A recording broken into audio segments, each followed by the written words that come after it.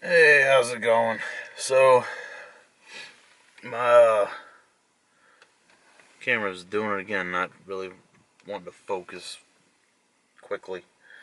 Well, yeah, looks like it's kind of focusing. Maybe. I don't know.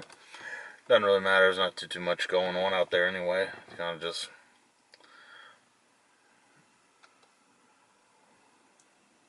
I don't know what's up with this camera this morning. It was doing that to me earlier. No. The point of this video is, uh, the second camera case I ordered for the Mark III came in. This is the Ape case AC120. Camera fits just fine in it. Like some of the reviews I read, they're like the camera fits in there, and there's like not another molecule of space. There's a little bit of extra room, but like extra room is in. There's enough room to put the camera strap in there with the camera. So, but it fits just fine. It's not a it's a good fit. In my opinion, it's not loose, and it's not a loose fit. It's not like snug as in like cram the camera in there, but it you got to kind of push the camera in there a little bit, so it's not overly tight. It's To me, it's a good fit. Um, and a price, I think it was like $6 and something, but so. But I wanted to talk about in this video. So I kind of watch, a bunch of different stuff on YouTube. I'm sure as like everybody does, you don't just stick to one genre of content. But I was looking and I watch videos on people that are like full time RVers and stuff, and or they made their own camper vans. Let's see if I can get this camera to want to focus.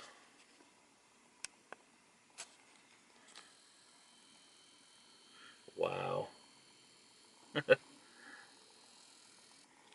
this is the first time I've there we go, there we go. Uh, kind of focused a little bit. Um, Let me clean my windshield. That's one thing I know a few people have said on these RX 100s. I don't know if they did it in the 4, but I know in some of the newer models, they've instead of just contrast detect autofocus, which is what this one has, they have phase detect in the newer ones. But so it focuses a lot better. But I mean, obviously in low light. I mean, I don't even know what the ISO is on this right now because I have it just set to auto, and I'm sure this video, if you actually looked at it, it's pretty grainy because it's pretty dark. um, but no, I was watching these videos on all these people that have built camper vans and or even bought an older RV. Um, but the thing that kind of like intrigues me a lot about it with it is the people that do the stealth camping.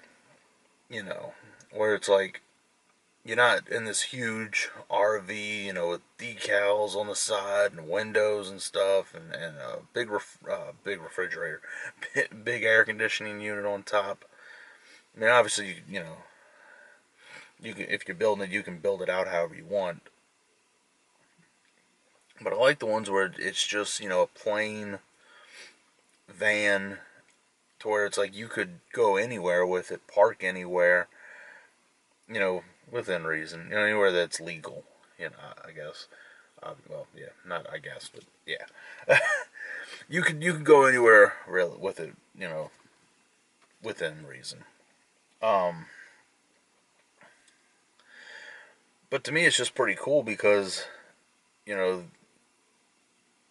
instead of if I mean traveling's quite enjoyable, but one of the headaches with it is and the more stuff you have, if you have kids or pets or whatever,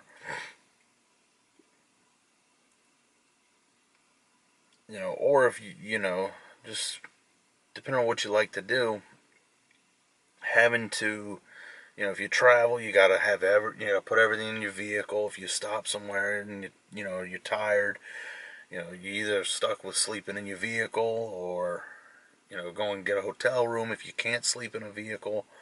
But if you have one of these stealth vans, you could easily you go to the rest stop, you pull in, you can go in the back, you have your bed back there, maybe maybe some type of restroom, or if it's not like like one of those little camping toilets or something, or even if not, you're at a rest stop, you normally have a restroom. But if you're at one of the I've seen in other states, like they have like truck driver type parking areas, and they have signs that like no facilities or no amenities, I think is what they say.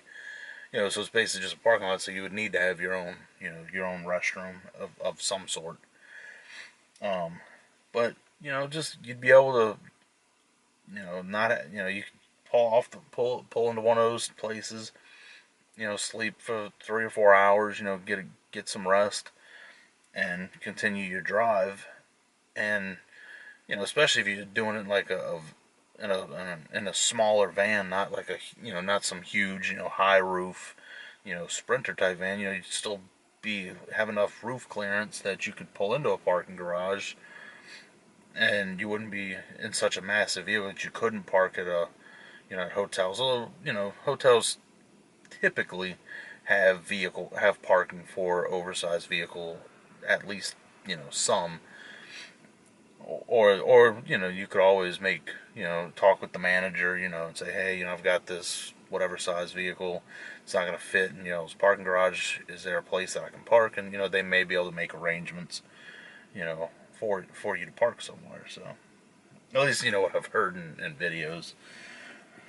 But it's one of those things too. It's like I've seen some people with these self built camper vans, that it's like that they'll say it's like I can go, and they have their criteria for where they'll park or where they won't park. But it's like they'll put in their videos, hey, I can go here, and this is my criteria for where I'll pick a place to park. But I won't, and this is my reason. And it's kind of they'll go pull off into often into like a residential neighborhood and park.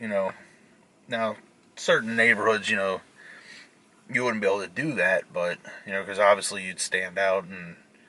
But in some of these areas that like on vacation, where there's a lot of on street parking, and pretty much everybody parks on street.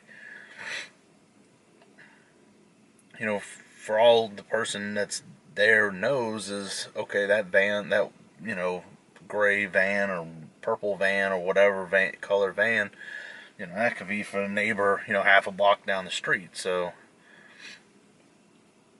you could kind of like some of these neighborhoods where there's restaurants and stuff. It's like, for all they know, as long as you're not blocking somebody's driveway, or parking where you shouldn't be, then there's a good chance, especially in some of these neighborhoods, that, like I said, they think that you're parking for a house, down the street and around the corner, just because the parking's so scarce in that area, and so many people have to park on the street.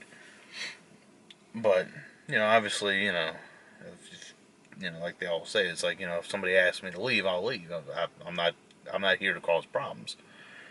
I'm just trying to, cook myself some dinner in the back of my van. I'm not making noise. I don't hang around out my van. I park, open a little partition, go in the back. Don't make noise. Don't. They maintain a very low profile. But that whole thing just really intrigues me because, you know, when you travel, it's like, you know, with something like that, you would easily, you know, have a little workstation for being able to, you know, if you need to do stuff on the computer or if you're doing photography and stuff like that. But another guy that I recently saw, you know, started watching videos on like, you know, 18, you know, truck drivers and stuff and expediter shipping, you know, a lot of, and stuff like that. And I came across a video where they had a guy, and I'm sure he's not the only one that does this, but he has like I think it was a Sprinter van, and he's like, you know, the way I have it set up and everything, you know, I can haul 2 pallets in here, or a motorcycle, or you know, various, you know, he mentioned the various cargoes that he can carry and that he has carried in there, and the way he has everything set up is actually pretty cool because, you know, he's able to transport a lot of different things and still, for the most part, you know, he said it was like I can use, you know, a lot of the stuff I've built into the back part of it. So it seems like, you know, he's not, you know, in doing the expediter shipping to, you know, necessarily to, you know, get rich doing. He's doing it pretty much, it looks like, to be able to, you know, just live his lifestyle, which seems like that's a common theme across the board is, you know, a lot of these people either, you know, got rid of all their, you know, sold off a lot of the you know, material things that they had, downsized a lot, and then got into, you know, doing this. Now, me personally, I don't, if I had a business that would allow, you know, that would allow that, you know, but, you know, I work a normal, normal job, so you know, it wouldn't, and I don't really see transitioning into, you know, something that would allow me to do that. So it's, for me, it would be more, you know, to build, if I were to build a camper van, it would be, you know, on off days or the weekend or something, it would be to be able to just, you know, hop in the van and, you know, one of those, you know, get off on Friday, hop in the van, drive Friday, get somewhere, spend, you know, Friday night, Saturday, you know, Saturday all day, Sunday most of the day, drive back on Sunday and get ready for the next week. You know, or when you take vacation, you know, take a couple days or something here or there, take a week, you know, and use the time to go do other stuff. So, yeah, it's one of those things that just always has intrigued me, you know. Uh, so, will it be something I'll ever do? I don't know. Yeah, it might just be one of those, you know, always have an interest of it and always think it's cool, but you know, maybe one of these days. But like I said, you know, at this point, it's just not a. I'll enjoy and take notes from people that are doing it. So if I ever do it, you know, I'll be able to have an idea of what I'm getting into. So have a good one.